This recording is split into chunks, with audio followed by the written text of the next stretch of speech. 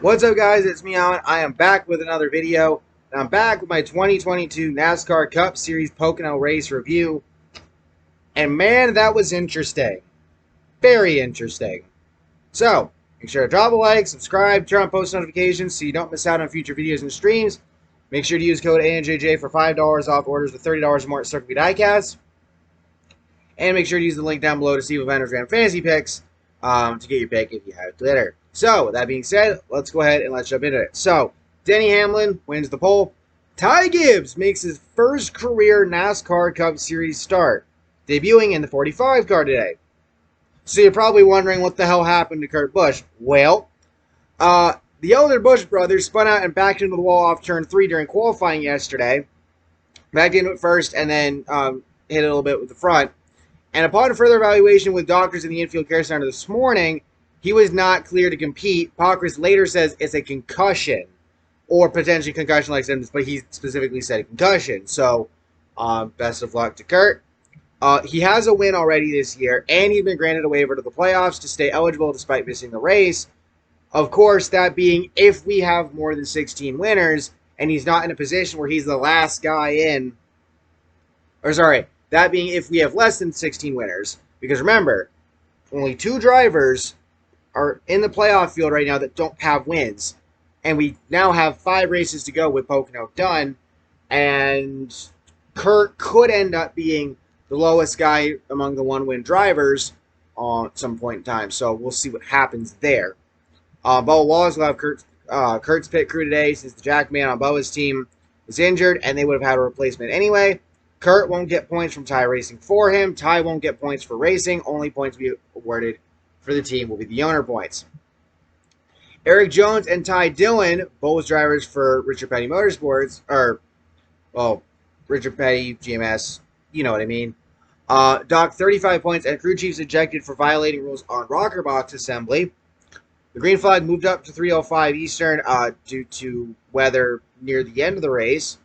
Ross Chastain, William Byron, Eric Jones, Cody Ware on adjustments, and Ty Gibbs backup car / driver change to start at the rear. Hamlin says he's sure he killed the car, quote unquote, literally on the first lap or so after getting to the wall, apparently. Will that impact the race? Stay tuned. Early caution for Austin Cindric brings the car down a couple more times to get fixed. Later diagnosed as a bent toe length, hitting the wall. Austin Dillon comes down pit road. Seems kind of a little early in stage 1. Drivers pit coming 3 to go. Wallace, Bell, Buescher, Chastain, Reddick, Bowman, Stenhouse Jr. And then the caution comes out for Eric Almirola. Tire down, and he spins on the front stretch. Both right side tires down. He pulls into pit road from the exit and pits backwards. Cindric had done something similar earlier. Those who did not pit here will pit during the stage break and restart behind those who did pit already. And Kyle Larson wins stage 1 under caution. Elliott second, Hamlin third, Kyle Busch fourth, Suarez 5th, Blaney 6th, Eric Jones 7th, Byron 8th, Truex Jr. 9th, and Harvick in 10th. Caution for Josh Bilicki in stage 2. Tire goes down and he spins into the wall. Denny Hamlin brings out the caution, spinning out in turn 2 a little later. And then caution comes out less than a lap after the restart for Corey LaJoie going for a spin. LaJoie looked to have gotten into Michael McDowell and then spun, made a little contact with the right rear on the wall. McDowell may have made contact with the wall as well, but the SummerSlam car, yes, I said that correctly, the SummerSlam car of Corey LaJoie was for a spin. Chastain slides up in turn 3, may have made a little contact with Kyle Larson at some point in stage 2. Joey Logano pits at lap 56, coming to 57, beginning green flag pit stops. Caution comes out for Ty Dillon, who spins. He had pitted the previous lap, got loose in turn 2, touched the wall, but didn't completely back into it. Wallace and Blaney stay out. Everyone else pits. Wallace would pit with 3 to go. Blaney had just pitted before the caution. Wallace's team was trying to stay out late and kind of stick with strategy. They didn't really change it, which may have fucked him over in the end, but he ended up finishing with a top 10, so that's nice. And Kyle Busch takes the stage 2 victory. Chastain 2nd, Blaney 3rd, Jones 4th, Hamlin 5th, Harvick 6th, Byron 7th, Suarez 8th, Elliott 9th, and Larson in 10th. Ryan Blaney gets in the wall, and with the tire go down on the left side, just as the broadcast about to go to commercial, then they didn't. He did not bring out the caution, though. He pit and get back out there. Buescher pits with 44 to go, beginning green flag pit stops. William Byron gets an equipment interference penalty under these green flag stops. Buescher spins off turn 3 as Hamlin comes down to pit from the lead, no caution. And then Blaney brings out the caution with 23 laps to go, spinning off turn 3 and hitting the inside wall. Had he spun sooner, he would have hit the barrels in front of the pit wall, or possibly spun into pit road, which is why Pocono extended that wall. If you go back to the August 2015 Pocono race, they had two different incidents. One with Jeb Burton. Yes, Jeb Burton has ran in the Cup Series. Look it up. And then during practice, and then Casey Kane during the race, both hitting the pit road wall. So that's why they extended the inside wall from the racetrack.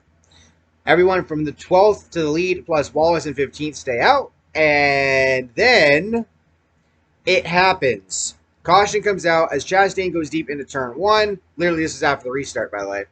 Hamlin pushes him up the track in the corner and sends Chastain into the wall. Chastain spins across Harvick's bumper, which caused damage to Harvick's car, taking him out of contention to possibly win. And with Blaney going out, this was huge because Harvick could have potentially locked himself into the playoffs for the win, or having a really good finish would have significantly bitten into Blaney's spot in the point standings and on the playoff line. But unfortunately, he would have to pay, and he finished, I believe, 29th. Bell got into the wall behind them. Now, there's a lot of different takes on this. Hamlin fans, a lot of them are happy because Chastain got what he deserved. Speaking of, in his interview afterward, Chastain said he knew he was owed that for about the last 2 months. So he took it like a man, which I can appreciate, and I think a lot of people should. I don't think he alluded to it being done necessarily, so we'll see. Not necessarily if Chastain's going to get him back. It's more so if Hamlin decides to get Chastain back again. And speaking of Hamlin, here's my take on this. Now, some people have said that Hamlin was going to try to race him hard, and he didn't. It wasn't necessarily intentional. He did take the bottom lane on the restart for a reason. He was going to get side by side with Chastain, and he was going to race him.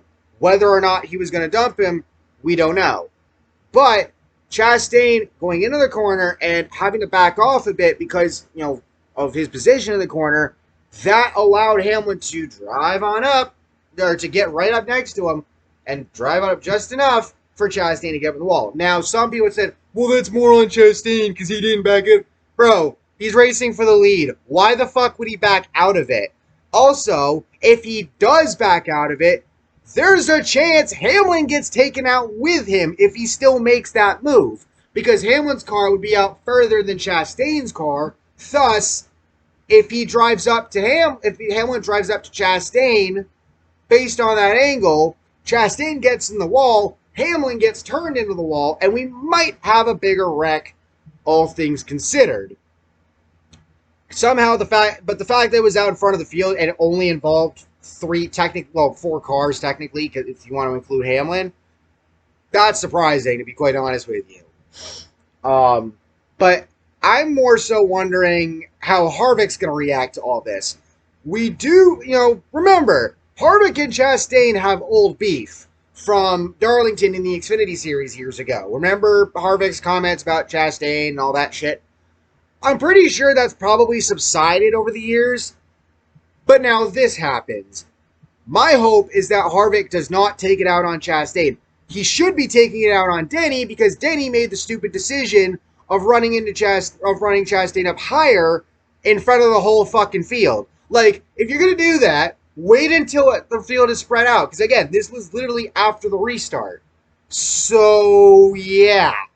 Hamlin, you might be a marked man on Harvick's part. Chastain, I don't necessarily think will get back at Hamlin. Because, again, he said himself, he knew he was owed that. So he took it like a man. But we'll see what happens between Harvick and Hamlin on that front. And furthermore, he would take the white flag, Hamlin would, and win at Pocono, his 3rd of the season, which is crazy considering the fact that he has had a pretty shitty season, aside from the wins. DNFs, poor finishes, the Chastain shit, all of it. And this is his 7th at Pocono, making him the winningest driver in Pocono history. breaking a tie with Jeff Gordon at 6 wins apiece. And this also ties Hamlin with Tony Stewart in career wins with 49. So now Hamlin matches Chase Elliott with 3 wins on the season, which is, again, insane because Hamlin, he's like, if he doesn't have the wins, like, say, in each of these races that he's won in, that he instead finished, say, second or whatever, he would not be in the playoffs based on where he is in points. He wouldn't. Dead ass. Like, he might be close to the playoff line, but, you know. But aside from that, this, you know, I will give him credit. He did get himself plenty of stage and playoff points today, which is huge to add to those points. So it does give him a bit of a better standing going into the playoffs because he's only the second driver this year with 3 wins. Everybody else is either 2, 1, or 0. We still have 2 spots open to drivers without on points with 5 races left to go before the playoffs. Indy Road Course next week, then Michigan, then it's either Richmond, Watkins Glen, or Watkins Glen, Richmond. Not quite sure. And then Daytona's the regular season finale. So we still have a chance for guys to get into the playoffs on wins who don't already have them. And there's still a chance for Chastain, for example, to grab a 3rd win and be like, yeah, Hamlin, yeah, you can back off. But more importantly, I mean, this is honestly kind of crazy. You know, if Hamlin manages to win the championship this year after everything that's happened, I would be shocked. Do I think he will? Fuck no. If he gets greedy and tries to go after Chastain again, it may not work out the next time. We'll see.